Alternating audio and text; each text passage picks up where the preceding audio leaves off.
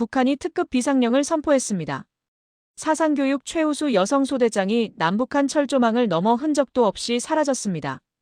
보위부에서는 사살 명령이 떨어졌고 국경을 봉쇄했습니다. 완벽한 충성분자가 왜 그 순간 총을 버리고 국경으로 달렸을까요? 총을 든 감시망을 어떻게 맨몸으로 뚫은 걸까요? 여러분의 좋아요와 구독은 북한의 진실을 알리는 큰 힘이 됩니다. 미쳤다고 생각하실지 모릅니다. 저는 드라마 6번째화를 보기 위해 목숨을 걸었습니다. 저는 꽃제비였습니다. 여러분, 꽃제비가 어떻게 사는지 아십니까? 제가 그때 어떻게 살았는지 지금도 생생합니다. 아침에 눈을 뜨면 오늘 뭔가를 입에 넣을 수 있을지 그 생각 하나로 하루가 시작됩니다. 밥이 없으면 옥수수 한 알이라도, 그것도 없으면 버려진 속대라도, 청진 장마당 골목을 하루 종일 돌아다니고 기차역 앞에 쭈그리고 앉아 사람들 눈치를 봤습니다. 겨울에는 쓰레기 더미 옆에서 잤습니다. 냄새요? 썩은 냄새, 거름 냄새. 그게 제 잠자리였습니다. 그게 익숙해질 무렵엔 제가 그 냄새의 일부가 된 것 같았습니다. 구걸을 했습니다. 밥 한 술만 달라고, 옥수수 한 알만 달라고. 꽃제비는 어떻게든 눈에 띄어야 합니다. 불쌍해 보여야 뭔가를 던져주니까요. 몸을 납작 숙이고 얼굴에 흙을 묻히고 최대한 처량하게 보이려고 했습니다. 그런데 저는 그게 잘 안 됐습니다. 키가 컸거든요. 또래보다 머리 하나가 더 컸고 굶어도 뼈대가 굵었습니다. 사람들이 저를 보면서 그냥 지나쳤습니다. 저 애는 멀쩡해 보이는데 왜 구걸이야. 그래서 더 굶었습니다. 이틀, 사흘. 머리가 어지럽고 손이 떨려도 일어나서 또 장마당을 돌았습니다. 두부 만들고 남은 찌꺼기, 누군가 버린 옥수수 속대. 그런 걸 주워 먹었습니다. 우물도 새벽에 남이 없을 때 몰래 썼습니다. 들키면 쫓겨났으니까요. 그 시절엔 말이죠. 꽃제비가 죽어도 아무도 신경 쓰지 않았습니다. 굶어 죽어도, 얼어 죽어도. 거리에서 하나 줄어드는 거였습니다. 저도 그렇게 생각했습니다. 당연한 것처럼요. 그게 제 삶이었으니까요. 그런데 어느 날이었습니다. 장마당 귀퉁이에 쭈그리고 앉아 손을 내밀고 있는데 군복을 입은 남자가 제 앞에 딱 멈춰 섰습니다. 군 모집관이었습니다. 그가 저를 위아래로 훑어보더니 말했습니다. 키도 크고 체격도 좋은데 군대 올 생각 없어? 저는 그 자리에서 일어섰습니다. 망설임이 없었습니다. 군복을 받았습니다. 밥을 먹었습니다. 따뜻한 데서 잘 수 있었습니다. 그날부터 저는 이 당이, 이 나라가 제 생명의 은인이라고 생각했습니다. 죽어가던 저를 살려준 구원자였습니다. 그러니 나만이 원수라고, 남한군은 보이는 즉시 사살해야 한다고 배웠을 때 저는 눈 하나 깜짝하지 않았습니다. 당은 저의 삶을 살게 해준 빛이었고 평생 충성을 바칠 유일한 존재였습니다. 그 충성을 증명하는 것이 제가 살아야 할 이유였습니다. 소대장까지 올랐습니다. 해상 근처 국경경비대에 배치됐습니다. 옥수수 몇 알로 버텨야 하는 날도 있었지만 꽃제비 시절을 생각하면 그것조차 감사했습니다. 그런데 군복을 입고 나서 이상한 일이 생겼습니다. 꽃제비 시절엔 아무도 저를 보지 않았습니다. 그런데 군복을 입으니까 달라졌습니다. 높은 급 간부들이 저를 힐끗힐끗 쳐다보기 시작했습니다. 여자라는 게 그 시선에서 처음으로 문제가 됐습니다. 리순이, 잠깐 이리 와봐. 그 눈빛이 뭘 원하는지 저는 알았습니다. 몸이 굳었습니다. 꽃제비 때처럼 또 몰래 숨어서 다녔습니다. 간부가 보이면 다른 쪽으로 돌아갔습니다. 충성하면서, 숨으면서, 시키는 대로 하면서 그렇게 살았습니다. 그렇게만 살 줄 알았습니다. 그런데 나중에 알았습니다. 즉시 사살해야 한다고 배웠던 그 남한군이 저를 죽이지 않았다는 걸. 야간 경계 근무를 서고 있을 때였습니다. 밤 10시가 넘은 시각이었는데 숲을 쪽에서 낮게 웃음소리가 들려왔습니다. 저는 총을 고쳐 쥐고 소리나는 쪽으로 다가갔습니다. 병사 둘이 숲을 뒤에 쭈그리고 앉아서 뭔가를 들여다보고 있었습니다. 작은 화면이었습니다. 거기서 소리가 새어나오고 있었습니다. 거기서 뭐 하는 거야? 둘이 화들짝 뒤를 돌아봤습니다. 얼굴이 새하얗게 됐습니다. 화면을 꽁꽁 숨기려고 했습니다. 저는 그걸 빼앗았습니다. 낡은 MP4 플레이어였습니다. 화면이 꺼져 있었습니다. 이게 뭐야? 소대장님, 저희가 잘못했습니다. 그냥 음악입니다. 저는 엄하게 경고하고 돌아섰습니다. 처벌까지 하지는 않았습니다. 당장은요. 그런데 발걸음이 떨어지지 않았습니다. 그 화면에서 흘러나오던 소리가 귓가에 걸렸습니다. 처음 듣는 소리였습니다. 설명할 수 없는 뭔가가 걸렸습니다. 자꾸 귓가에 맴돌았습니다. 막사로 돌아와 누웠는데도 그 소리가 들리는 것 같았습니다. 며칠이 지났습니다. 저는 결국 그 MP4 플레이어를 다시 꺼냈습니다. 병사들 막사가 다 잠든 새벽 2시였습니다. 숲을 뒤로 혼자 들어가 몸을 최대한 낮췄습니다. 사방을 2번, 3번 확인했습니다. 심장이 빠르게 뛰었습니다. 잡히면 어떻게 되는지 알면서도 손이 먼저 화면을 켰습니다. 드라마 이태원 클라스 첫 번째 화였습니다. 처음엔 그냥 보기만 했습니다. 서울 거리였습니다. 건물들이 반짝반짝했습니다. 그런데 한 장면에서 저는 손을 멈췄습니다. 카페 안이었습니다. 테이블 위에 커피잔이 놓여 있었습니다. 아무것도 아닌 장면이었습니다. 그런데 저는 그 커피잔에서 눈을 뗄 수가 없었습니다. 잔이 너무 예뻤습니다. 하얗고 둥글고 그 옆에 작은 접시가 받쳐져 있었습니다. 테이블보도 이상했습니다. 깨끗한 정도가 아니라 아예 다른 세상 물건 같았습니다. 종업원 옷을 봤습니다. 여자 종업원이 입고 있는 앞치마 하나가 제가 평생 입어본 옷 중 가장 좋은 것보다 나아 보였습니다. 그 여자 얼굴을 봤습니다. 입술이 빨간색이었습니다. 그게 원래 색깔인지 뭔가를 바른 건지도 몰랐습니다. 창밖으로 보이는 거리에는 불빛이 넘쳤습니다. 밤인데 환했습니다. 저희 부대 경계 근무 구역은 밤이 되면 아무것도 안 보일 만큼 깜깜한데 저 화면 속거리는 밤이 아닌 것처럼 환했습니다. 저는 그게 다 꾸며낸 거라고 생각했습니다. 얼마나 거짓으로 꾸며내면 저런 걸 만들어낼 수 있냐고 속으로 중얼거렸습니다. 그런데 화면에서 눈을 뗄 수가 없었습니다. 손이 안 떨어졌습니다. 결국 철민이한테 걸렸습니다. 박철민, 제 부하 병사였습니다. 새벽에 화장실 가려다가 제가 숲을 뒤에 쭈그리고 앉아있는 걸 봤던 겁니다. 철민이는 저한테 한마디도 못하고 그냥 옆에 앉았습니다. 저도 아무 말 안 했습니다. 그냥 같이 봤습니다. 나중엔 성호까지 왔습니다. 김성호, 또 다른 제 부하였습니다. 셋이서 숲을 뒤에 바짝 엎드려 화면을 들여다봤습니다. 들키면 셋 다 끝이었습니다. 그걸 알면서도 아무도 일어나지 않았습니다. 철민이가 먼저 입을 열었습니다. 목소리를 최대한 낮추고요. 저거 다 가짜 아닙니까? 저런 데가 진짜로 있어요? 저 여자 입술이요. 저게 원래 색깔입니까? 아니면 뭘 바른 겁니까? 성호가 끼어들었습니다. 야, 입술 말고. 저 음식 봐봐. 저게 음식이에요? 그림이에요? 색깔이 왜 저래요? 저 남자는 왜 저렇게 웃어요? 소대장님, 사람이 저렇게 웃어요? 저렇게 웃어도 되는 겁니까? 저는 아무 말도 못했습니다. 그냥 화면만 봤습니다. 셋이서 오래 아무 말도 하지 않았습니다. 경계를 서야 하는 군인 셋이 숲을 뒤에 엎드려 나만 드라마를 보고 있었습니다. 총을 옆에 내려놓고요. 그게 얼마나 위험한 일인지 알면서도 아무도 일어서지 않았습니다. 누군가 다가오는 발소리라도 들렸으면 그때 자리를 피했겠지만 그 새벽은 조용했습니다. 그 조용함이 오히려 더 위험했습니다.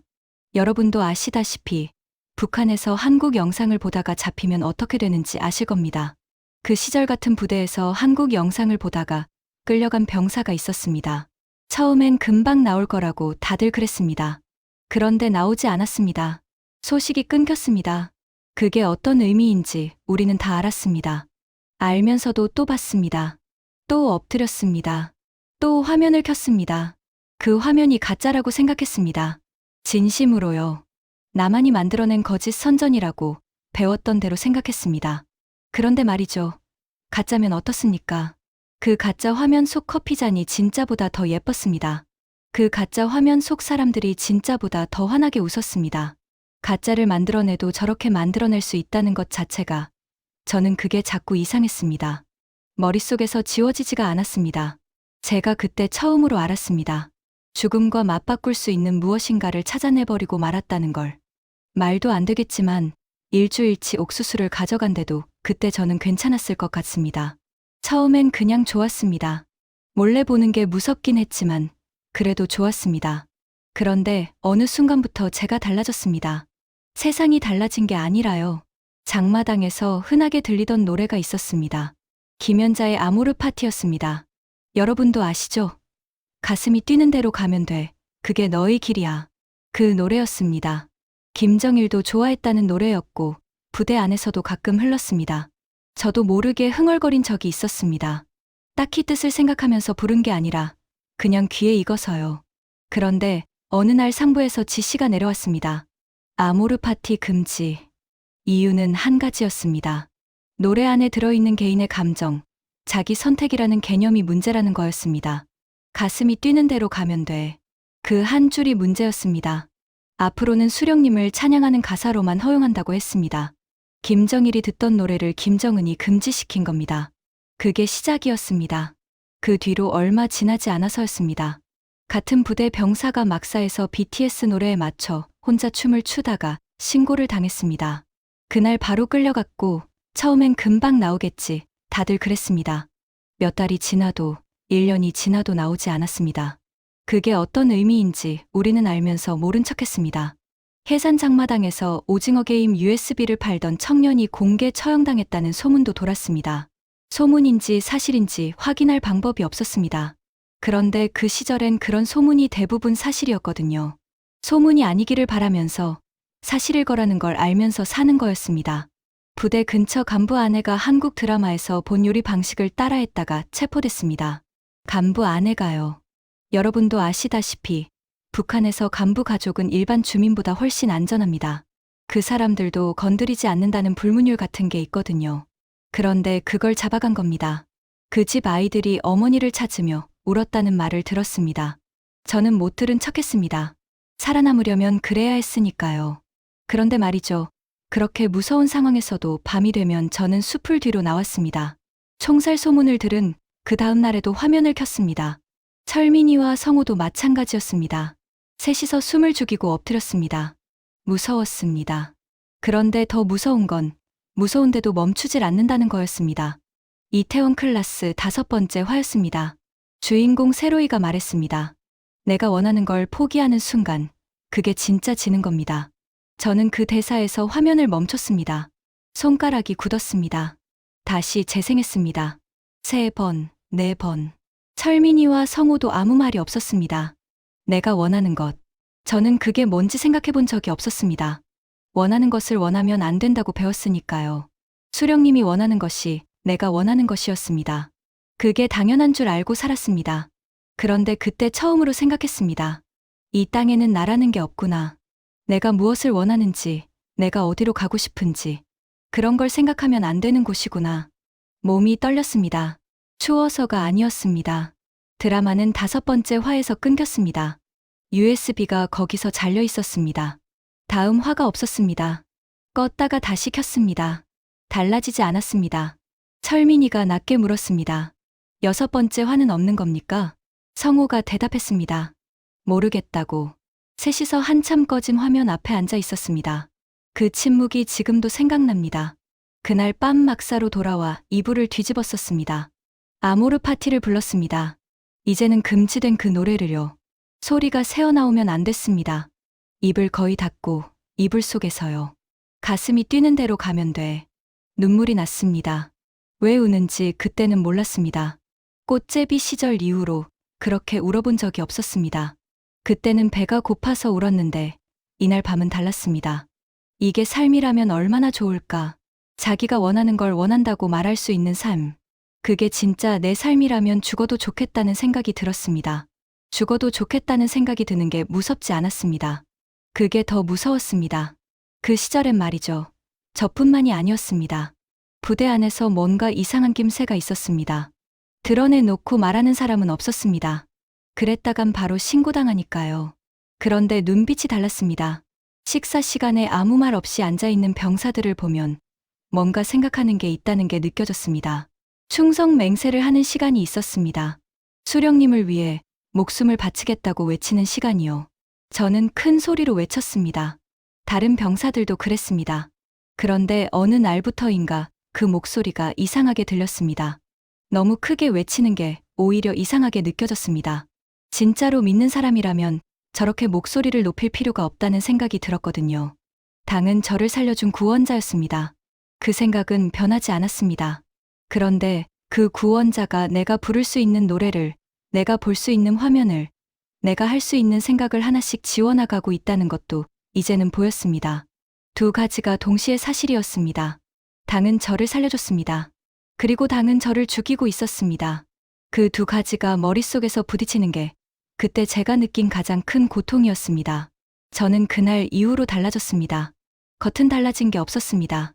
순찰을 돌고 사상교육을 듣고 충성 맹세를 외쳤습니다. 그런데 안이 달라졌습니다. 뭔가 한 겹이 벗겨진 것 같았습니다. 그 한 겹이 벗겨지고 나니 이전으로 돌아갈 수 없었습니다. 경계 근무를 서면서도 그 대사가 들렸습니다. 밥을 먹으면서도 잠을 자려고 누워도요. 내가 원하는 걸 포기하는 순간 그게 진짜 지는 겁니다. 지워지지가 않았습니다. 그리고 6번째 화가 어떻게 끝나는지 그게 자꾸 궁금했습니다. 장마당 어딘가에 있을 것 같았습니다. 찾으면 나올 것 같았습니다. 그 생각이 하루 종일 머릿속을 맴돌았습니다. 어느 날 강의 시간에 정치 교관이 말했습니다. 남한에서 만든 영상물은 전부 거짓이라고, 그걸 보는 것만으로도 사상이 오염된다고. 저는 그 말을 들으면서 앞을 바라봤습니다. 아무 표정도 짓지 않았습니다. 이미 오염됐다는 걸 알고 있었으니까요. 오염됐다는 게 그때 저는 그게 나쁜 일인지 잘 모르겠었습니다. 그날 밤 또 숲을 뒤로 나갔습니다. 아무것도 볼 게 없었습니다. USB는 5번째 화에서 끝났으니까요. 그런데도 나갔습니다. 그냥 거기 앉아 있었습니다. 철민이와 성우도 나왔습니다. 셋이서 꺼진 화면을 들고 아무 말 없이 앉아 있었습니다. 뭔가 다음이 있다는 걸 알면서 그 다음에 닿을 방법을 몰라서요. 그 시절엔 말이죠. 그게 가장 답답했습니다. 간절한데 방법이 없는 것. 그게 꽃제비 때와 똑같았습니다. 그래서 장마당을 뒤지기 시작했습니다. 6번째 화가 어딘가에 있을 거라고. 반드시 찾겠다고. 해산 장마당 안쪽 USB를 파는 상인들이 모이는 구석이 있었습니다. 대놓고 팔지는 못합니다. 눈빛으로 거래하는 겁니다. 저는 사복으로 갈아입고 그쪽으로 갔습니다. 상인 앞에 서서 최대한 낮게 말했습니다. 이태원 클라스 6번째 화 있어요? 상인이 저를 위아래로 훑어봤습니다. 고개를 저었습니다. 없다고 했습니다. 다른 상인한테 갔습니다. 또 없다고 했습니다. 해산 장마당을 다 뒤졌습니다. 없었습니다. 그 시절에도 장마당에서 한국 영상을 구하는 사람들이 있었습니다. 여러분, 이상하게 들리실지 모르지만 그게 현실이었습니다. 잡히면 죽는다는 걸 알면서도 구하러 다니는 사람들이요. 경비가 삼엄해질수록 값이 올랐습니다. 걸릴 위험이 클수록 더 비쌌습니다. 그래도 샀습니다. 저도, 다른 사람들도. 당에 충성하면서 밤에는 몰래 화면을 켜는 사람들. 그게 아이러니였지만 그게 그때 북한이었거든요. 평성에서 왔다는 중간 상인을 수소문해서 만났습니다. 그 사람도 없다고 했습니다. 6번째 화는 장마당에 없다고요. 단속이 워낙 심해서 들여오지 못한다고 했습니다. 저는 그 말을 듣고 한참 그 자리에 서 있었습니다. 발이 안 떨어졌습니다. 장마당을 다 뒤졌습니다. 없었습니다. 그러던 어느 밤이었습니다. 셋이서 숲을 뒤에 그냥 앉아 있었습니다. 화면도 켜지 않고요. 어두웠습니다. 철망 너머도 어두웠습니다. 아무도 먼저 말을 꺼내지 않았습니다. 철민이가 말했습니다. 있긴 한 겁니까? 6번째 화가. 성우가 대답했습니다. 있겠죠. 저 너머에는 있겠죠. 저 너머. 저는 그 말을 듣고 고개를 들어 철망 쪽을 바라봤습니다. 어둠 속에서 아무것도 안 보였습니다. 그런데 그 어둠 너머에 뭔가가 있다는 게 그날 처음으로 피부에 닿는 느낌이었습니다. 나도 모르게 중얼거렸습니다. 가고 싶다. 순간 철민이가 손을 뻗어 제 입을 막았습니다. 사방을 두리번거렸습니다. 성호도 굳어버렸습니다. 미쳤습니까? 그랬다간 바로 죽어요. 그걸 잡아야 하는 사람이 바로 우리라고요. 소대장님을 잡아야 하는 게 저희라고요. 목소리가 떨렸습니다. 철민이 눈에 공포가 있었습니다. 자기가 무서운 게 아니라 제가 죽는 게 무섭다는 공포였습니다. 셋이서 한참 아무 말도 못했습니다. 저도 입이 안 열렸습니다. 그날 밤 잠을 자지 못했습니다. 천장을 바라봤습니다. 이게 삶인가? 그 생각이 자꾸 들었습니다. 먹고 자고 시키는 대로 살다가 끝나는 게 삶인가? 꽃제비 때처럼 언제 죽어도 이상하지 않은 존재로 그냥 끝나는 건가? 살면서 그 질문을 한 번도 해본 적이 없었습니다. 살아남는 것 자체가 목표였으니까요. 내가 원하는 걸 포기하는 순간, 그게 진짜 지는 겁니다. 그 대사가 또 들렸습니다. 새벽 2시, 3시, 4시. 창밖으로 어두운 하늘이 조금씩 밝아왔습니다. 날이 밝아올 무렵, 결심했습니다. 죽어서라도 한 번은 보겠다. 6번째 화가 어떻게 끝나는지, 저 너머가 어떤 곳인지, 한 번만 볼 수 있다면 죽어도 좋다고 했습니다. 그 마음이 드는 순간 이상하게 가슴이 조용해졌습니다. 무섭지 않았습니다. 한 번도 느껴본 적 없는 고요함이었습니다. 결심하고 나서 며칠이 지났습니다. 저는 야간 순찰 때 일부러 국경 쪽 구간을 돌았습니다. 아무렇지 않은 척, 평소 순찰처럼요. 그런데 눈은 달랐습니다. 철망 아래를 보고 수풀을 보고 집안이 무른 곳을 봤습니다. 어느 구간이 가장 취약한지, 언제 순찰이 가장 드문지, 아무에게도 말하지 않고 혼자 생각했습니다. 그러다 찾았습니다. 수풀이 특히 우거진 구간이 있었습니다. 철망 바로 아래, 흙이 다른 곳보다 무른 것 같았습니다. 낮게 쪼그려 앉아 손으로 눌러봤습니다. 무른 게 맞았습니다. 그리고 그때 보였습니다.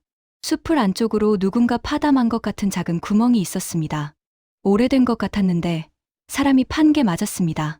저보다 먼저 이 생각을 한 사람이 있었습니다. 그 사람이 어떻게 됐는지는 모릅니다. 그런데 이 구멍이 있다는 건 가능하다는 뜻이었습니다. 누군가 해본 일이었습니다. 그날 밤 상관에게 야간 순찰 계획을 보고했습니다. 이틀 후 날짜로 소대원 셋이 국경 외곽 구간을 순찰한다는 계획이었습니다. 상관은 별 의심 없이 도장을 찍었습니다. 이번 순찰은 내 인생을 다 건 순찰입니다. 그 말을 속으로만 했습니다. 철민이와 성환태는 그냥 순찰이라고만 했습니다. 두 사람은 별말이 없었습니다. 장비를 점검하고 준비를 했습니다. 저는 그 모습을 보면서 이 두 사람을 어디까지 끌어들이는 건지 그 생각이 들었습니다. 말하면 위험합니다. 말하지 않으면 둘이 모르는 채로 그 자리에 서게 됩니다. 답이 없었습니다. 일단 저만 알기로 했습니다. 두 사람은 막으려 할 것입니다. 그래도 저는 갈 것입니다. 출발하는 날 밤이었습니다. 저는 짐을 챙기지 않았습니다. 여벌 옷도, 돈도, 식량도. 짐을 챙기면 티가 납니다. 우리가 가져갈 수 있는 건 몸뚱이 하나뿐이었습니다. 그것만으로 충분하다고 했습니다. 꽃제비 때처럼요. 그때도 몸 하나만 있었습니다. 그 시절엔 말이죠. 뭔가를 결심한다는 게 어떤 건지 아십니까? 결심을 해도 티를 내면 안 됩니다. 얼굴이 달라지면 안 됩니다. 그냥 평소와 똑같이 살아야 합니다. 저는 그게 처음엔 힘들 줄 알았는데 신기하게도 그렇지 않았습니다. 결심하고 나니까 오히려 마음이 편했거든요. 어차피 결정된 거니까요. 이제 남은 건 실행뿐이었습니다. 그날 밤 저는 처음으로 오래 잘 수 있었습니다. 며칠 뜬 눈으로 밤을 새우다가 결심하고 나니까 잠이 왔습니다. 이상한 일이었습니다. 가장 무서운 결심을 했는데 잠이 오다니요. 그런데 그게 진짜 결심이라는 증거였는지도 모릅니다. 잠들기 전에 생각했습니다. 내일 모레 나는 저 철망 너머로 간다. 죽을 수도 있다. 그런데 여기 있어도 죽는 건 마찬가지다. 꽃제비 때도 그랬습니다. 어차피 죽을 것 같은 자리에서 일어나서 한 발 더 걸었습니다. 그러니까 살았습니다. 이번도 그렇게 하면 됩니다. 눈을 감았습니다. 오래 잤습니다. 다음 날 아침, 철민이가 밥을 먹으면서 물었습니다. 소대장님, 오늘 어디 아프십니까? 안색이 좀 이상한데요. 저는 웃었습니다. 아니, 잘 잤어. 그게 사실이었습니다. 순찰 출발 전날 밤이었습니다. 저는 혼자 부대 뒤편으로 나갔습니다. 달이 없는 밤이었습니다. 북쪽 하늘을 바라봤습니다. 청진이 거기 있을 겁니다. 제가 꽃제비였던 그 거리가 거기 있을 겁니다. 12살 때 기차역 앞에 쭈그리고 앉아서 손을 내밀던 그 자리가 거기 있을 겁니다. 저는 그쪽을 향해 오래 서 있었습니다. 이게 마지막일 수도 있었습니다. 살아서 이 땅을 다시 보지 못할 수도 있었습니다. 그런데 이상하게 무겁지 않았습니다. 이미 한 번 죽을 뻔한 삶을 살았습니다. 두 번째라고 달라질 게 없었습니다. 그냥 돌아서서 막사로 들어갔습니다. 내일 모레였습니다. 셋이 군복을 입고 총을 들고 평소처럼 나섰습니다. 철민이가 걸으면서 물었습니다. 오늘 어디 구간 돕니까? 외곽 쪽. 거기 한참 안 간 데 아닙니까? 응. 더 이상 말하지 않았습니다. 저는 앞만 보고 걸었습니다. 뒤에서 두 사람 발소리가 들렸습니다. 그 소리가 오늘따라 크게 들렸습니다. 국경 외곽 구간은 부대에서 꽤 멀었습니다. 걸어서 30분 정도였습니다. 그 30분 동안 아무도 말하지 않았습니다. 1월의 바람이었습니다. 차가웠습니다. 목표 지점에 닿았는데 발이 멈추질 않았습니다. 저기까지만 가자 했는데 저기에 닿으면 또 저기가 생겼습니다. 철민이가 뒤에서 물었습니다. 소대장님, 여기서 돌아가야 하는 거 아닙니까? 조금만 더. 또 조금. 또 조금. 그렇게 끝까지 왔습니다. 국경 철망 앞이었습니다.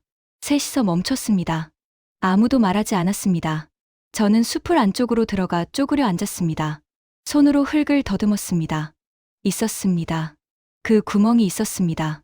저는 손으로 흙을 파기 시작했습니다. 소대장님, 지금 뭐 하십니까? 철민이가 목소리를 낮춰 물었습니다. 저는 대답하지 않았습니다. 계속 팠습니다. 소대장님, 성호가 총을 들었습니다. 저를 향해 겨눴습니다. 손이 떨렸습니다. 저는 뒤를 돌아봤습니다. 성호의 총구가 저를 향해 있었습니다. 지금 당장 멈추지 않으면 저는 보고해야 합니다. 소대장님, 제발요. 저는 성호의 눈을 봤습니다. 눈에 물기가 있었습니다. 그 손이 얼마나 떨리는지 어둠 속에서도 보였습니다. 저는 다시 흙을 팠습니다. 손이 아팠습니다. 손톱이 흙 안으로 박혔습니다. 그래도 팠습니다. 구멍이 조금씩 넓어졌습니다. 철민이가 어떻게 해야 할지 모르겠다는 듯이 서 있었고, 성우는 계속 총을 겨눴습니다. 아무도 쏘지 않았습니다. 얼마나 팠을까요? 1월 한겨울인데 등이 흠뻑 젖었습니다. 그래도 팠습니다. 그러다 철민이가 무릎을 꿇었습니다. 제 옆에 쪼그려 앉아서 낮게 말했습니다. 소대장님, 이러면 안 됩니다. 진심으로 말씀드리는 겁니다. 잡히면 총살이에요. 그냥 죽는 게 아니에요. 공개 처형이에요. 다 보는 데서요. 제가 그 자리에 서 있어야 한다는 거 아십니까? 저는 고개를 들어 철민이를 봤습니다. 자기가 무서운 게 아니라 제가 죽는 게 무섭다는 공포였습니다. 저는 그 눈을 보면서 말했습니다. 알아. 그리고 다시 팠습니다. 성호가 총을 내렸습니다. 울고 있었습니다. 소리 없이요. 어깨만 떨었습니다. 저는 성호를 봤습니다. 성호도 저를 봤습니다. 한참 눈을 맞췄습니다. 그러더니 성호가 무릎을 꿇고 같이 흙을 파기 시작했습니다. 울면서요. 철민이도 따라서 팠습니다. 셋이서 팠습니다. 북한 군인 셋이 울면서 땅을 팠습니다. 한 사람이 겨우 통과할 수 있는 크기가 됐을 때 저는 손을 멈췄습니다. 들어갈 수 있었습니다. 저는 두 사람을 돌아봤습니다. 어둠 속에서도 둘의 얼굴이 보였습니다. 흙이 묻어 있었습니다. 눈물 자국이 있었습니다. 저는 말했습니다. 나는 여기서 넘어간다. 너희는 막아도 된다. 같이 가도 된다. 선택은 너희 거야. 아무도 말하지 않았습니다. 바람 소리만 들렸습니다. 철민이가 먼저 입을 열었습니다. 소대장님, 저는 못 갑니다. 어머니가 계십니다. 그런데요. 잠깐 멈췄다가 말했습니다. 소대장님은 가셔야 합니다. 성호가 한참 고개를 숙이고 있다가 말했습니다. 저도요. 저는 말이 나오지 않았습니다. 목이 잠겼습니다. 고마워. 그게 다였습니다. 저는 땅굴 입구 앞에 엎드렸습니다. 두 팔꿈치를 땅에 대고 몸을 최대한 낮추고 흙 냄새가 났습니다. 어두웠습니다. 들어가면 되는데 발이 안 움직였습니다. 눈을 감았습니다. 꽃제비 시절 기차역 앞에 쭈그려 앉아있던 12살이 생각났습니다. 밥 한 술 달라고 손을 내밀던 그 손이 생각났습니다. 이제 그 손이 땅을 파고 있었습니다. 눈을 떴습니다. 들어갔습니다. 등에 철조망이 긁혔습니다. 군복이 찢겼습니다. 멈추지 않았습니다. 팔꿈치로 땅을 밀고 또 밀었습니다. 앞으로, 앞으로. 흙이 입으로 들어왔습니다. 등에서 뭔가 따뜻한 게 흘렀습니다. 피였습니다. 아프지 않았습니다. 그냥 밀었습니다. 얼마나 지났을까요? 머리가 숲을 밖으로 나왔습니다. 공기가 달랐습니다. 저는 엎드린 채 숨을 들이마셨습니다. 몸을 완전히 빼냈습니다. 넘어왔습니다. 뒤를 돌아봤습니다. 철망 너머에 철민이와 성우가 서 있었습니다. 아무 말도 하지 않고 저를 보고 있었습니다. 저도 아무 말도 하지 않았습니다. 그때 총소리가 났습니다. 두 발이었습니다. 반사적으로 엎드렸습니다. 심장이 멎는 것 같았습니다. 맞지 않았습니다. 총알이 제 옆 땅에 박혔습니다. 눈을 들어 뒤를 봤습니다. 성호가 총을 하늘 방향으로 돌리고 있었습니다. 방금 쏜 총을요. 저 멀리서 불빛이 움직였습니다. 남한군 순찰대였습니다. 성호가 총소리로 그들을 부른 겁니다. 저를 찾게 하려고요. 저는 손을 들었습니다. 흙투성이 손을. 두 손을 높이 들고 일어섰습니다. 불빛이 저를 향했습니다. 눈이 부셨습니다. 즉시 사살해야 한다고 배웠던 그 남한군이 저를 향해 달려오고 있었습니다. 저는 지금도 그 순간을 생각합니다. 그 새벽 저는 어떤 표정이었는지 모릅니다. 눈물이 났는지 무표정이었는지 기억이 안 납니다. 다만 총을 든 사람들이 저를 향해 달려오는 그 순간에 머릿속이 아주 고요했다는 건 기억합니다. 그 시절엔 말이죠. 저는 저 사람들이 괴물이라고 배웠습니다. 남한 군인들은 인민을 착취하는 원수라고요. 그런데 막상 불빛이 저를 향하고 달려오는 발소리가 들리는 그 순간에 괴물이 오는 느낌이 들지 않았습니다. 그냥 사람이 오는 느낌이었습니다. 이유는 모르겠습니다. 두 손을 들고 서 있었습니다. 등에서 피가 났습니다. 군복이 찢겨 있었습니다. 얼굴에 흙이 가득이었습니다. 새벽 찬바람이 불었습니다. 그 불빛이 저한테 닿았습니다. 철민이와 성우는 이미 보이지 않았습니다. 어둠 속으로 돌아간 겁니다. 두 사람이 어떻게 됐을지 그날 밤은 알 수 없었습니다. 잡혔는지 무사한지 그게 가장 무서웠습니다. 불빛 속에서 군인들이 저를 에워쌌습니다. 낯선 말로 뭔가를 외쳤습니다. 저는 손을 들고 서서 한국어로 말했습니다. 떨리는 목소리로요. 저 북한에서 넘어왔습니다. 탈북자입니다. 잠깐 침묵이 있었습니다. 그러더니 누군가 한국말로 말했습니다. 낮고 조심스러운 목소리였습니다. 다친 데 있습니까? 저는 그 말을 듣는 순간 다리에 힘이 풀렸습니다. 쓰러지지 않으려고 버텼습니다. 그 목소리가 이상했습니다. 부드러웠습니다. 저를 총살하러 온 사람 목소리가 아니었습니다. 저는 그때까지도 잡히면 죽는다고 생각했습니다. 신문을 받고 고문을 받고 죽는다고. 그게 우리가 배운 거였으니까요. 그런데 그 목소리는 다쳤냐고 물었습니다. 저는 반사적으로 고개를 저었습니다. 사실은 등이 아팠습니다. 그런데 아프지 않다고 고개를 저었습니다. 그들이 저를 차에 태웠습니다. 차 안이 따뜻했습니다. 저는 그 온기에 몸이 더 굳었습니다. 이게 무슨 술책인가 그 생각이 들었습니다. 따뜻하게 해주다가 나중에 다르게 대할 거라고. 군인 하나가 물을 내밀었습니다. 생수였습니다. 저는 받지 않았습니다. 독이 들었을 수도 있다고 생각했거든요. 그 사람이 뭔가를 말했습니다. 알아듣지 못했습니다. 그러더니 직접 뚜껑을 열어 마셨습니다. 보여주려고요. 그리고 다시 내밀었습니다. 저는 그때 처음으로 그 사람 얼굴을 봤습니다. 아마 20살을 간 넘긴 것 같았습니다. 군인인데 얼굴이 많이 어렸습니다. 그 사람이 저를 보고 살짝 고개를 끄덕였습니다. 마셔도 된다는 뜻이었습니다. 저는 물을 받았습니다. 마셨습니다. 여러분, 저는 그때 뭔가가 무너지는 느낌이 들었습니다. 제가 평생 믿어온 것들이요. 남한군은 원수다. 잡히면 죽는다. 그쪽 사람들은 우리와 다른 종류의 인간이다. 그 말들이 무너졌습니다. 물 한 잔으로요. 뚜껑을 열어 직접 마셔 보여주는 20살짜리 군인 한 명으로요. 그게 제가 이 세상에서 처음으로 받은 친절이었습니다. 눈이 부셨습니다. 불빛이 저를 똑바로 비추고 있었습니다. 두 손을 든 채로 서 있는데 등에서 피가 흘렀습니다. 새벽 찬바람이 불었습니다. 달려오는 발소리가 여러 개였습니다. 순식간에 에워쌌습니다. 낯선 말들이 쏟아졌는데 뭘 외치는지 몰랐지만 손을 더 높이 들었습니다. 무릎이 떨렸습니다. 그런데 이상하게도 머릿속이 아주 고요했습니다. 저는 한국어로 말했습니다. 떨리는 목소리로요. 저 북한에서 넘어왔습니다. 탈북자입니다. 잠깐 침묵이 있었습니다. 그러더니 누군가 한국말로 말했습니다. 낮고 조심스러운 목소리였습니다. 다친 데 있습니까? 저는 그 말을 듣는 순간 다리에 힘이 풀렸습니다. 쓰러지지 않으려고 버텼습니다. 그 목소리가 이상했습니다. 부드러웠거든요. 저를 총살하러 온 사람 목소리가 아니었습니다. 저는 그때까지도 잡히면 죽는다고 생각했습니다.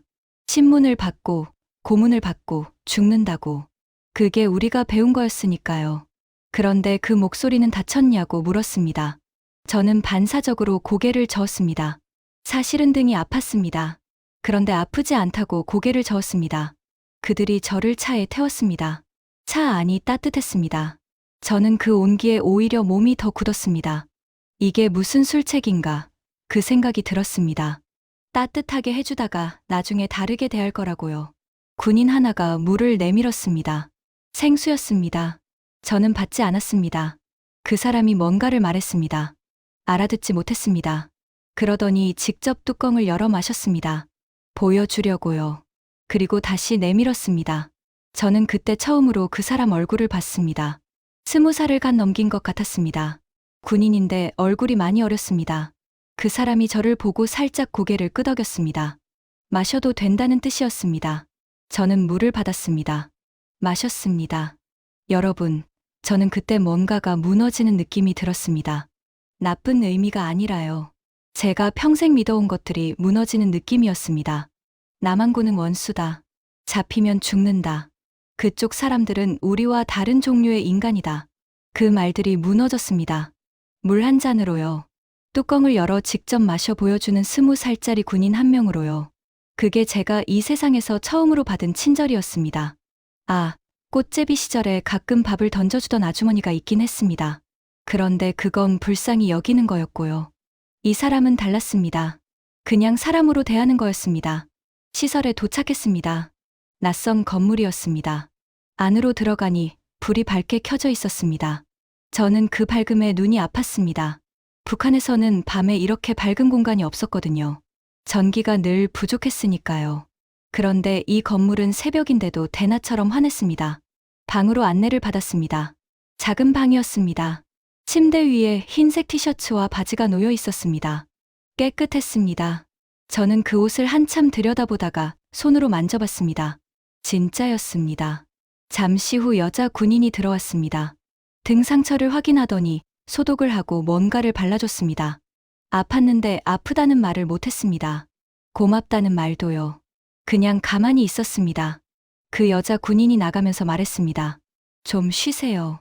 저는 그 말을 듣고 침대에 앉았습니다. 쉬라는 말이 이상하게 들렸습니다. 제가 그때까지 살면서 쉬라는 말을 들어본 적이 있었나 생각해봤습니다. 없었던 것 같았습니다. 침대에 누웠습니다. 천장이 보였습니다. 저는 눈을 감았습니다. 철민이와 성우가 생각났습니다. 두 사람이 어떻게 됐을지, 안전한지. 그 생각이 가슴을 눌렀습니다. 아무것도 알 수 없었습니다. 눈물이 났습니다. 꽃제비 때는 울어도 소용없어서 울지 않으려 했는데 넘어오고 나서는 자꾸 눈물이 났습니다. 참을 수가 없었습니다. 눈을 감은 채로 생각했습니다. 저는 지금 나만 땅에 있다. 두 손을 들고 일어섰을 때 총을 맞지 않았다. 물을 줬다. 상처를 치료해줬다. 쉬라고 했다. 죽지 않았습니다. 그것만으로도 충분했습니다. 그날 밤은요. 다음 날부터 조사가 시작됐습니다.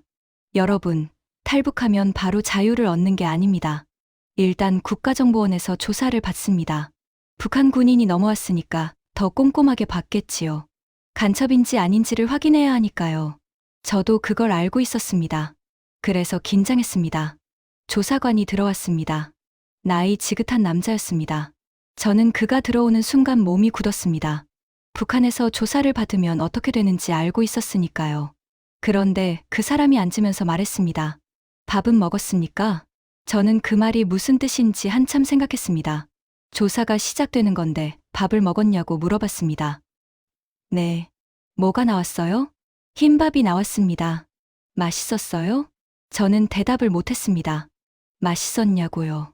조사관이 맛있었냐고 묻고 있었습니다. 조사는 며칠이 걸렸습니다.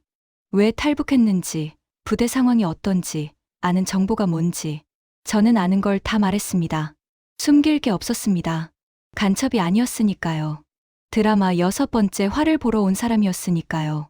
그 말을 했을 때 조사관 표정이 묘했습니다. 드라마 때문에 왔다고요? 하는 표정이었습니다. 저는 진지하게 말했습니다. 사실이었으니까요. 조사가 끝나고 하나원으로 이동했습니다. 하나원이 어딘지 아십니까?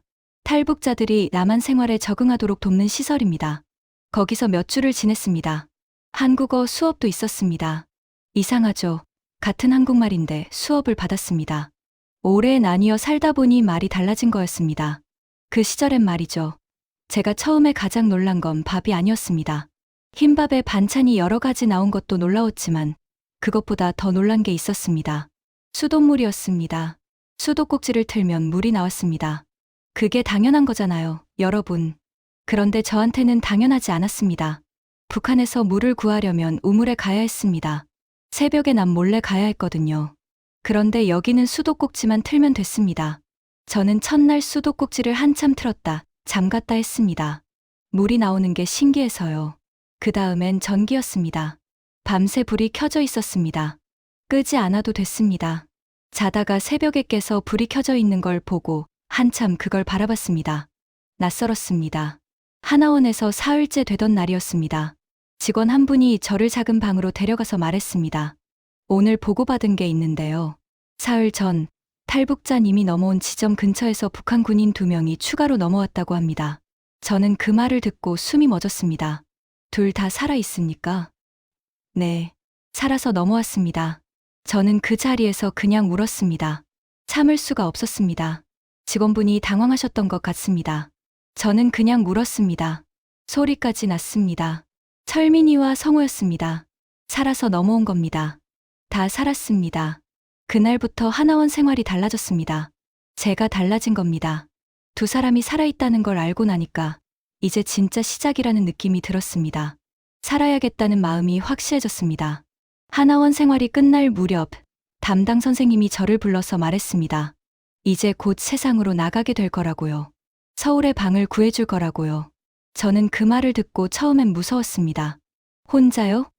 꽃제비 시절엔 혼자 살았는데 그때와는 다른 무서움이었습니다. 그때는 아무것도 몰랐으니까 그냥 버텼는데 이제는 뭔가를 알게 됐으니까요. 이 큰 세상에서 혼자 살아가야 한다는 게 무서웠습니다. 선생님이 말했습니다. 무서워도 괜찮아요. 혼자가 아니에요. 도움을 받을 수 있어요. 도움을 받을 수 있다는 말이 낯설었습니다. 북한에서는 도움을 받는다는 게 권리가 아니었습니다. 눈치를 봐야 하고 갚아야 하고 관계가 필요했습니다. 그런데 여기서는 도움을 받을 수 있다고 그냥 그렇게 말했습니다. 저는 고개를 끄덕였습니다. 하나원을 나오는 날 하늘이 맑았습니다. 2월이었습니다. 차가웠습니다. 저는 가방 하나를 들고 밖으로 나왔습니다. 가방 안에는 옷 몇 벌과 정부에서 준 서류들, 그리고 작은 돈이 들어 있었습니다. 전 재산이었습니다. 버스를 타고 서울로 갔습니다. 창밖을 바라봤습니다. 건물들이 지나갔습니다. 도로가 넓었습니다. 차들이 많았습니다. 드라마에서 봤던 장면들이었는데 이제 그게 화면 안에 있는 게 아니라 창밖에 있었습니다. 저는 그게 실감이 났습니다. 지금 내가 저 안에 있구나. 서울의 작은 방을 받았습니다. 고시원 같은 곳이었습니다. 아주 작은 방이었지만 제 방이었습니다. 처음으로 가진 제 공간이었습니다. 꽃제비 시절엔 제 공간이란 건 없었습니다. 군대에서도 막사를 같이 썼고요. 살아오면서 제 방이라고 부를 수 있는 공간은 한 번도 없었거든요. 저는 방에 들어가서 문을 잠갔습니다. 안쪽에서 잠갔습니다. 그리고 벽에 기댔습니다. 아무도 없었습니다. 조용했습니다. 이게 제 공간이었습니다. 처음으로 마트에 갔던 날이 잊히지 않습니다. 문이 저절로 열렸습니다.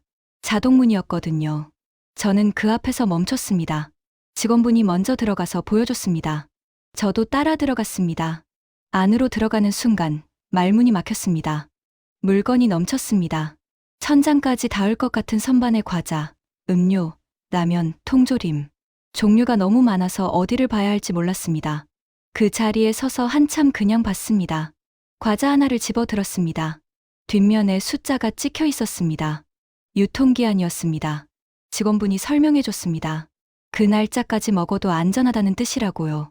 저는 그 말을 이해하는데 한참이 걸렸습니다.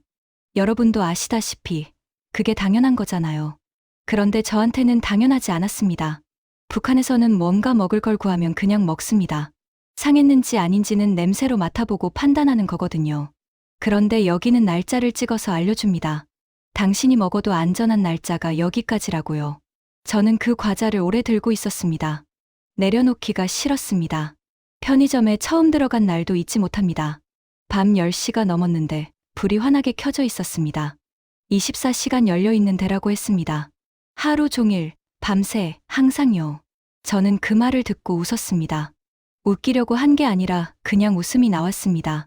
북한에서 밤에 뭔가를 살 수 있는 곳은 없었거든요. 그리고 또 놀란 게 있었습니다.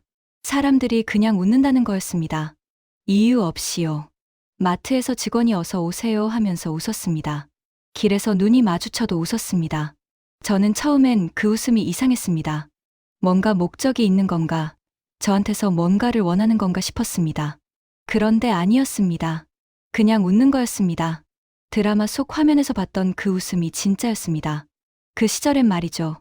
저는 혼자 컵라면도 사 먹었습니다. 계산을 하고 뜨거운 물을 받아서 혼자 먹었습니다. 아무것도 아닌 일인데 눈물이 날 것 같았습니다. 내가 지금 혼자 뭔가를 선택하고 사서 먹고 있구나. 그 당연한 일이 당연하게 느껴지지 않았습니다. 꽃제비 시절엔 선택이 없었습니다. 쓰레기 더미에 있는 걸 주워 먹었습니다. 군대에서도 나오는 대로 먹었습니다. 그런데 지금은 제가 선택했습니다. 컵라면을 살지, 다른 걸 살지요. 그게 자유라는 걸 그때 처음으로 몸으로 느꼈습니다. 어느 날 밤이었습니다. 핸드폰으로 유튜브를 열었습니다. 영상을 볼 수 있는 곳이라고 들었습니다. 거기서 뭐든 찾을 수 있다고요. 저는 검색창에 썼습니다. 이태원 클라스. 영상 목록이 쭉 나왔습니다. 화면을 내리다가 멈췄습니다. 6번째 화가 있었습니다.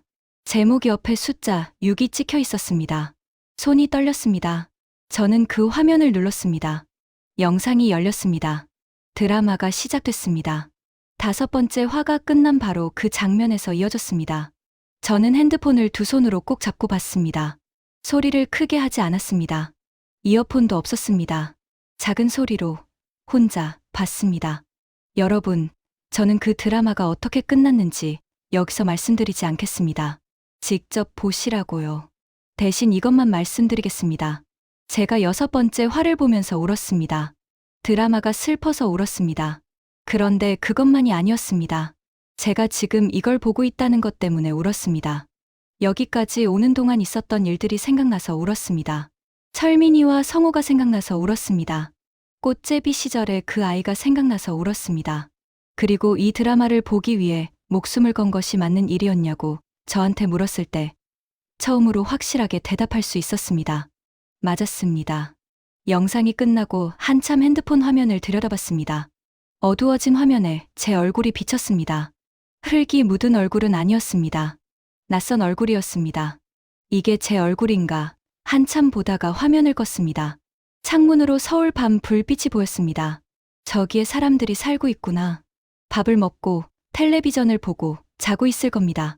그 당연한 일들을 하는 사람들이 저기 저 불빛 안에 있을 겁니다. 저도 이제 그 안에 있었습니다. 그 생각이 실감나게 들었습니다. 처음으로요. 저는 불을 켜놓은 채로 잠들었습니다. 새벽에 깨도 불이 켜져 있었습니다.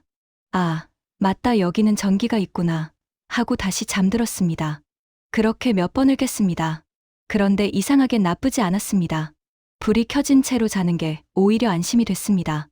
여러분도 아시다시피 분단이 된 지 오래됐습니다. 한국전쟁을 겪으신 어르신들, 이산가족이 되신 분들, 얼마나 오랫동안 그 아픔을 안고 사셨습니까? 저는 그 아픔을 직접 알지는 못합니다. 그런데 조금은 알 것 같습니다. 그쪽에 사람이 있다는 것, 살아있다는 것, 그런데 만날 수 없다는 것이 어떤 건지. 저는 이 나라가 언젠가 하나가 되기를 바랍니다. 거창한 이유가 아니에요. 그냥 북에 있는 사람들도 유통기한이 치킨 과자를 살 수 있으면 좋겠습니다. 새벽에도 불이 켜진 편의점에 들어갈 수 있으면 좋겠습니다. 자기가 원하는 걸 원한다고 말할 수 있으면 좋겠습니다. 그게 그렇게 대단한 것도 아니지 않습니까? 철민이와 성우를 곧 만날 수 있다고 합니다. 두 사람도 하나원을 나와서 각자 생활을 시작했다고 들었습니다. 어디에 있는지 정확히는 모르지만 같은 땅 위에 있다는 것만으로 충분합니다. 셋이서 만나면 뭘 먹을까 벌써부터 생각하고 있습니다. 저는 컵라면이 좋은데 철민이는 다른 걸 좋아할 수도 있겠지요. 이제 각자가 원하는 걸 선택할 수 있으니까요. 내가 원하는 걸 포기하는 순간 그게 진짜 지는 겁니다. 저는 이제 그 대사의 의미를 조금 더 알 것 같습니다. 포기하지 않았습니다. 그래서 여기 있습니다. 그 시절엔 말이죠. 숲을 뒤에 엎드려 화면을 보던 셋이서 언젠가 서울 어딘가에 앉아 이태원 클라스를 처음부터 끝까지 같이 보는 날이 오면 어떨까 생각합니다. 컵라면 끓여 먹으면서요. 철민이가 컵라면을 좋아할지는 모르겠습니다. 그래도 그게 꿈이라면 나쁘지 않은 꿈입니다. 며칠 뒤에는 핸드폰으로 탈북자 인터뷰 영상을 봤습니다. 한 분이 카메라 앞에 앉아서 말했습니다. 북한에 계신 가족에게 하고 싶은 말이 있냐고 물어보니까 잠깐 말을 잇지 못하다가 말했습니다. 보고 싶어요. 저는 그 말을 듣고 오래 그 화면을 바라봤습니다. 저한테는 북에 가족이 없습니다. 부모님이 일찍 돌아가셨으니까요. 보고 싶은 가족이 없다는 게 슬픈 건지 아니면 헤어진 아픔이 없어서 다행인 건지 모르겠습니다. 그냥 그분이 말하는 표정을 오래 봤습니다. 그날 밤 혼자 방에서 생각했습니다. 나는 드라마 6번째 화를 보러 왔다. 철망을 기어 넘어왔다. 등에서 피가 났다. 그런데 죽지 않았다. 그리고 지금 여기 있다. 이게 맞는 건지 아직 모르겠습니다. 그런데 이게 틀린 것도 아닌 것 같습니다. 지금 저는 서울에서 살고 있습니다. 넘어온 지 몇 주가 지났습니다. 아직 모르는 것들이 많습니다. 처음 보는 것들도 많습니다. 편의점에서 계산을 어떻게 하는지 몰라서 한참 서 있었던 적도 있었고, 버스를 잘못 타서 엉뚱한 곳까지 간 적도 있었습니다. 스마트폰 사용법도 아직 다 모릅니다. 그런데 괜찮습니다. 배우면 됩니다. 아침에 일어나면 수도꼭지를 틉니다. 물이 나옵니다. 그냥 나옵니다. 저는 그 물로 세수를 하면서 매일 아침 생각합니다. 오늘도 여기 있구나. 꽃제비 시절엔 아침에 눈을 뜨면 오늘 뭔가를 입에 넣을 수 있을지 그 생각 하나로 하루가 시작됐습니다. 지금은 수도꼭지를 틀면 물이 나온다는 걸 압니다. 그것만으로도 하루가 다릅니다. 아직 많이 서툽니다. 무서운 날도 있습니다. 군복 입고 총을 들고 섰던 날이 선명하게 떠오르는 날도 있고요. 꽃제비 시절이 꿈처럼 느껴지다가도 어떤 날은 너무 생생하게 떠오릅니다. 그래도 오늘 제가 원하는 걸 선택할 수 있습니다. 그것만으로 충분합니다. 이 이야기를 하면서 저는 생각했습니다. 제가 왜 이 이야기를 하는 건지. 창피한 이야기가 많습니다. 꽃제비였던 것도, 숲을 뒤에 엎드려 드라마를 보던 것도, 철망 아래를 기어 넘어온 것도, 군인이 그러면 안 되는 거잖아요. 그런데 이 이야기를 해야겠다고 생각한 이유가 있습니다. 세상에는 저처럼 뭔가를 간절히 원하는데 그걸 원하면 안 되는 곳에 있는 사람들이 있습니다. 북한에 있는 사람들뿐만 아니라요. 뭔가를 원하는데 그게 죄가 될 것 같아서 억누르고 있는 사람이 있다면요. 저는 그 사람한테 말하고 싶습니다. 원하는 거 원해도 됩니다. 그게 전부입니다. 그것만 전달되면 됩니다. 그 시절엔 말이죠. 가끔 북쪽 하늘을 바라볼 때가 있습니다. 거기도 하늘이 있을 테니까요. 같은 하늘 아래에 있는 사람들이 생각납니다. 이름도 모르는 사람들이요. 지금 이 순간에도 북한에는 저처럼 몰래 숲을 뒤에 엎드려 드라마를 보는 사람들이 있을 겁니다. 가슴이 뛰는 대로 가고 싶은데 그게 죄가 되는 세상에서 살고 있는 사람들이요. 그 사람들이 언젠가 자유롭게 살 수 있는 날이 오기를 바랍니다. 여러분도 아시다시피 분단이 된 지 오래됐습니다. 한국전쟁을 겪으신 어르신들, 이산가족이 되신 분들, 얼마나 오랫동안 그 아픔을 안고 사셨습니까? 저는 그 아픔을 직접 알지는 못합니다. 그런데 조금은 알 것 같습니다. 그쪽에 사람이 있다는 것, 살아있다는 것, 만날 수 없다는 것이 어떤 건지를요. 저는 이 나라가 언젠가 하나가 되기를 바랍니다. 거창한 이유가 아니에요.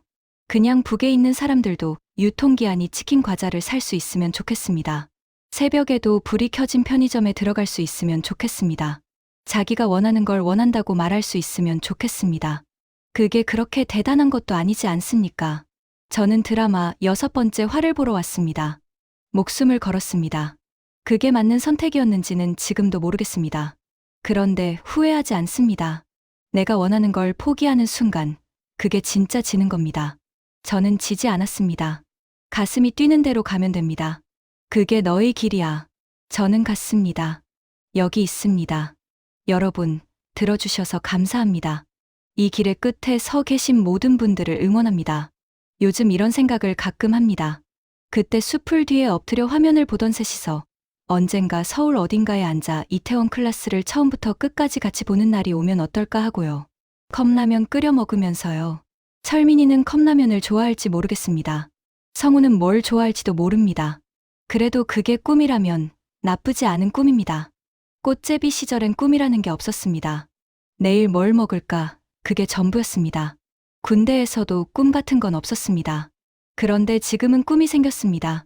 별것 아닌 꿈이지만 저한테는 대단한 겁니다. 내가 원하는 걸 포기하지 않으면 언젠가 닿을 수 있습니다. 드라마 6번째 화처럼요. 장마당을 다 뒤지고 철망을 기어 넘어서 결국 핸드폰 화면으로 봤습니다. 멀리 돌아왔지만 결국 봤습니다. 그래서 저는 지금 여기 있습니다. 포기하지 않으셨으면 합니다. 가슴이 뛰는 대로 가면 됩니다. 그게 틀린 게 아닙니다. 그 길의 끝에 서 계신 모든 분들을 저는 응원합니다. 제가 그때 처음으로 혼자 뭔가를 선택하고 산 날, 컵라면을 먹으면서 생각했습니다. 이게 자유구나. 이 당연한 것이 자유구나. 그런데 그게 자유라는 걸 알려면 자유가 없는 곳에서 살아봐야 하더라고요. 자유가 있는 분들은 모르실 겁니다. 자유가 얼마나 무겁고 소중한 건지를요. 오늘 제가 드린 이야기는 드라마 6번째 화 이야기가 아닙니다. 원하는 걸 원할 수 있는 삶에 관한 이야기였습니다. 그 삶이 어떤 건지 저는 이제 조금씩 배우고 있습니다. 아직 서툴고 아직 무서운 날도 있습니다. 그래도 매일 아침 수도꼭지를 틀면서 생각합니다. 오늘도 여기 있구나. 그것만으로도 충분합니다. 여러분, 긴 이야기 끝까지 들어주셔서 감사합니다. 탈북의 길, 그 끝에 서 계신 여러분. 저는 여러분을 응원합니다. 제가 그때 처음으로 혼자 마트에서 물건을 골라 담던 날이 기억납니다. 장바구니에 이것저것 담으면서 이게 다 내가 선택한 거구나. 그 생각이 들었습니다. 아무도 시키지 않았습니다. 아무도 허락해주지 않아도 됐습니다. 제가 골랐습니다. 가격표를 보고 필요한 걸 생각하고 제가 결정했습니다. 그게 자유라는 걸 그날 처음으로 몸으로 느꼈습니다. 자유가 있는 분들은 모르실 겁니다. 자유가 얼마나 무겁고 소중한 건지를요. 없어봐야 알게 되는 것들이 있습니다. 자유도 그런 것 중 하나였습니다. 저는 지금도 배우고 있습니다. 이 나라에서 사는 법을요. 서툰 것들이 많고 모르는 것들이 많습니다. 그런데 배울 수 있다는 게 그 자체가 이미 다른 세상입니다. 오늘 제가 드린 이야기는 드라마 6번째 화 이야기가 아닙니다. 원하는 걸 원할 수 있는 삶에 관한 이야기였습니다. 그 삶이 어떤 건지 저는 이제 조금씩 배우고 있습니다. 탈북의 길, 그 끝에 서 계신 여러분을 응원합니다. 아침에 일어나면 수도꼭지를 틉니다. 물이 나옵니다. 그냥 나옵니다. 저는 그 물로 세수를 하면서 매일 아침 생각합니다. 오늘도 여기 있구나. 꽃제비 시절에도, 군복을 입고 국경을 지키던 시절에도, 철망 아래를 기어 넘던 그날 새벽에도 저는 살아남았습니다. 그리고 지금 여기 있습니다. 수도꼭지를 틀면 물이 나오는 방에서 제가 선택한 음식을 먹으면서 제가 원하는 걸 원할 수 있는 세상에서요. 그것만으로도 충분합니다. 오늘은요. 드라마 6번째 화를 보기 위해 그녀는 목숨의 공포를 이기며 철망 아래 땅을 팠습니다. 그 손으로 핸드폰을 쥐고 마침내 화면을 켰을 때 그것이 자유였습니다. 원하는 것을 원한다고 말할 수 있는 삶. 그게 얼마나 소중한 건지 오늘 이 이야기가 전해졌으면 합니다. 탈북의 길 끝에 서 있는 당신을 진심을 담아 응원합니다. 함께 해주셔서 감사합니다.